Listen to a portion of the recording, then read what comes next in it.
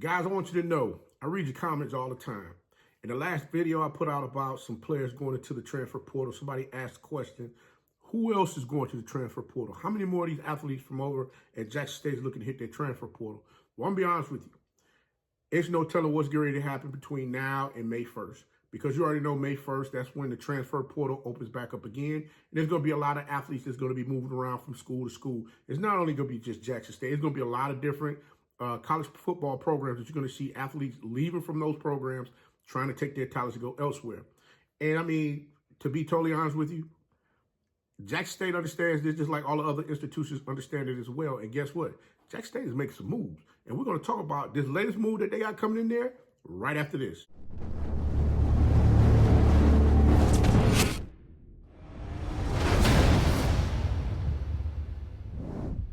You know, it's your favorite coach back at it again. 10 toes down, about to tell you how it all went down. This is Tomorrow Leader Sports Network with your host, Coach Walker. If you're new to the channel, please like, share, subscribe. Hit that notification bell so you can get all upcoming videos. For all my leaders out there, welcome back. Y'all know the drill. Y'all know the routine. If you haven't done so already, please like, comment, and share these videos. And tap in a friend or two and tell them to come on in. It's nothing but positive vibes. We're just having a good time talking about HBCU sports. And don't forget, you can follow us on all social media platforms. The links are listed down below in the description. So without further ado, we're going to go ahead and jump on in this thing, get straight to it. Because I know you're like, Coach, what you got going on over there? We ain't really heard much of nothing from you. You got a lot of these different videos that's popping up here and there. They're showing a lot of camp material going on and whatnot. Well, guys, you got to understand one thing. This is camp season. So you're going to see a lot of these athletes out there looking to position themselves for coaches to take a look at them, to possibly want to invite them to come to the campus to, you know, get a tour, or possibly want to offer them a scholarship. And, you know, that's how the game works. I mean, it's a revolving door always happening. And I know a lot of you out there like, okay, well, now we got that out the way. That's cool.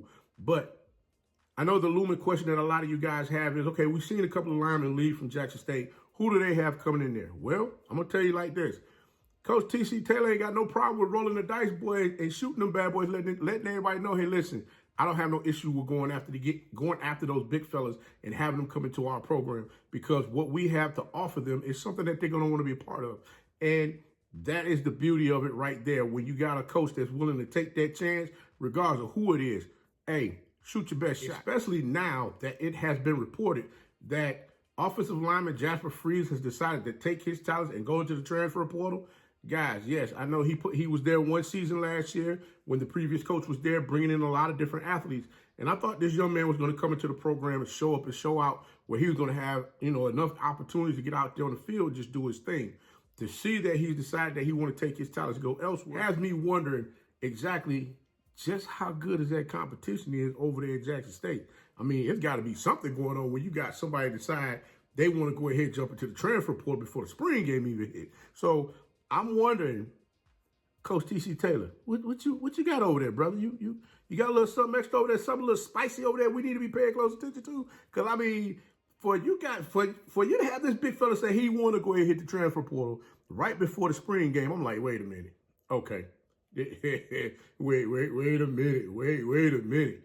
I mean, I went and checked out the young man's film. You know, I did see, you know, he got a lot of practice film on him. And, you know, I think he played in maybe 1, 2, or 3 games within the SWAC last season. So I was kind of figuring like, you know, okay, from the competition standpoint, exactly what was going on. Was there other athletes on the offensive line that played last season that was beating him out week to week, that kept him from getting on the field? Because remember, the word on the curb was they were only putting out there the best 11 on the field, you know, for the game. If you're going to get out there and play, you're going to be in that best 11. And then, you know, you had the other guys that came in behind, you know, to spell you out a play or two here, there, and get you out there, you know, for you to get out there and do your thing. So I'm just wondering, you know, if by chance he got caught in that tidal wave where there's some athletes over there that was beating him out and he wasn't able to get out there on the field. But at any rate, you know, I want to go ahead and congratulate the young man on, you know, deciding that he wanted to go ahead and do something with his last eligible year to go out with a bang. So there's nothing wrong with that.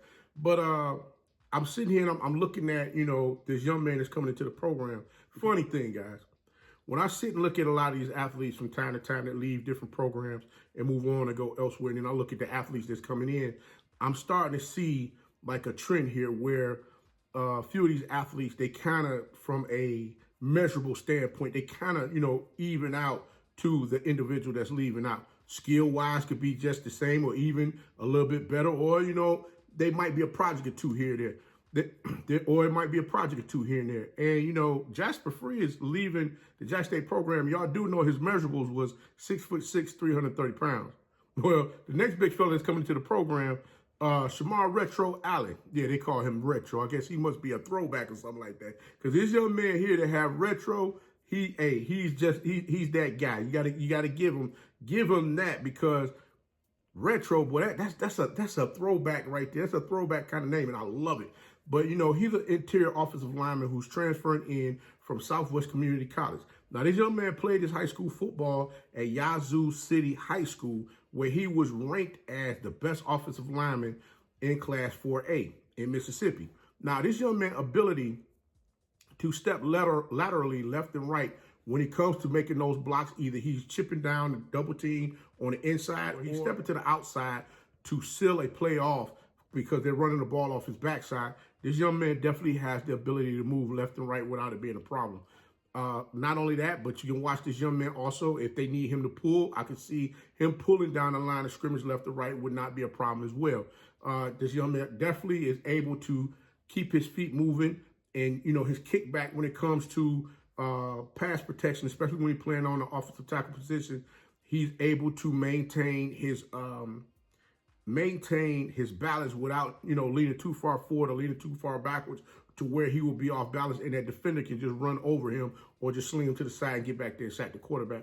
Now, one thing I would say is this: when it comes down to the offensive lineman and defensive lineman in practice, I'm always looking to see, when these athletes are coming to the program, how would iron sharpen iron out there on the field, especially when it comes to getting prepared to get out here and play these teams that they're going to play in the SWAC this upcoming football season. There's going to be a lot that's going to be expected from Jackson State when they step out there on the field, when it comes to the first game in week 0, when they play South Carolina State, in which they're going to be looking to get their lick back from the loss that they took to them in the Celebration Bowl back in 2021.